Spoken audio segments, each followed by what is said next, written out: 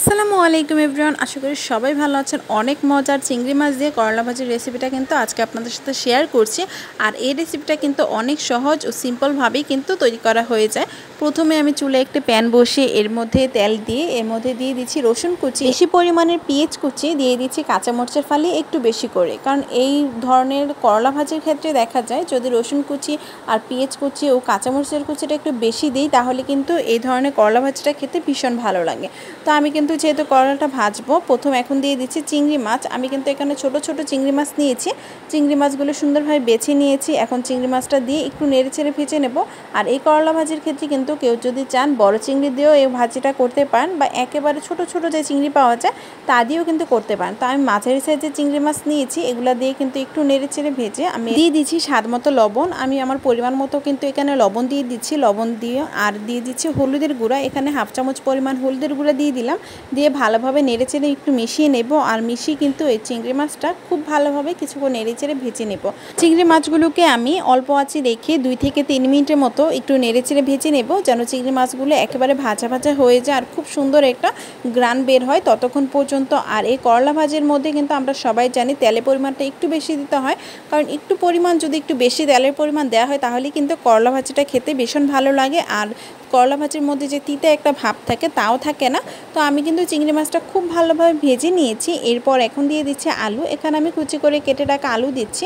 আমি এখানে আসলে এই আলুটা একেবারে ফিনিশিং করে কুচি কুচি করিনি, একটু মোটা মোটা করেছি, কারণ যেহেতু আমি চিংড়ি মাছ দিয়েছি তার জন্য কিন্তু আলুটা আমি একটু মোটা মোটা করে দিয়েছি। আসলে এটা যার যার টেস্টের অনুযায়ী, কেউ চাইলে কিন্তু এই আলুটাকে একেবারে কুচি কুচি করেও কিন্তু দিতে পারেন।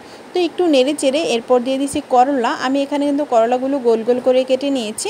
এভাবে কিন্তু করলাটা দিয়ে দিলাম। করলা দিয়ে খুব ভালোভাবে একটু নেড়ে চেড়ে মিশিয়ে নেব। আর অনেকের দেখা যায় যে করলা ভাজি অনেকের অনেক বেশি তিতা লাগে, বা অনেকে দেখা যায় অন্যভাবেও করলাটা ভাজি করে থাকে। তবে আমার কাছে মনে হয় যে আমি যদি এইভাবে করলাটা ভাজি করে তাহলে করলা থেকে কোনো ধরনের তিতা ভাবে আসে না। করলাটা কিন্তু আমি প্রথমে একটু ভালোভাবে নেড়ে চেড়ে মিশিয়ে নিচ্ছি চিংড়ি মাছের সাথে আর আলুর সাথে, খুব ভালোভাবে নেড়ে চেড়ে ভালোভাবে মিশিয়ে কিন্তু এরপর আমি আর করলাটা খুব একটা বেশি নাড়াচাড়া করব না, কারণ অল্প আঁচে রেখে কিন্তু করলাটা ভেজে নেব।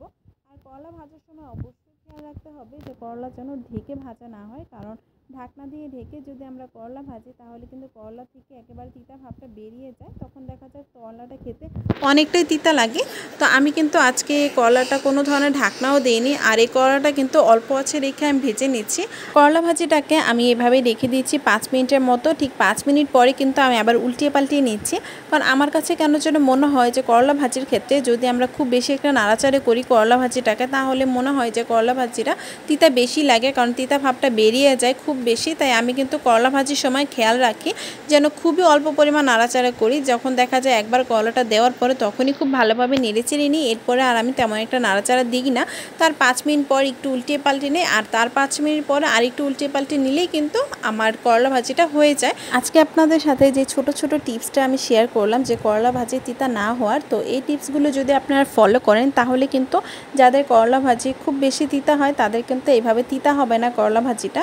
তো আপনারা চাইলে কিন্তু এই টিপস ফলো করে বাসায় তৈরি করতে পারেন। আর এই ধরনের করলা ভাজি কিন্তু গরম গরম ভাতের সাথে খেতে জাস্ট জমে যায়। তো আজকের জন্য এই পর্যন্ত, সবাই ভালো থাকবেন। আল্লাহ হাফিজ।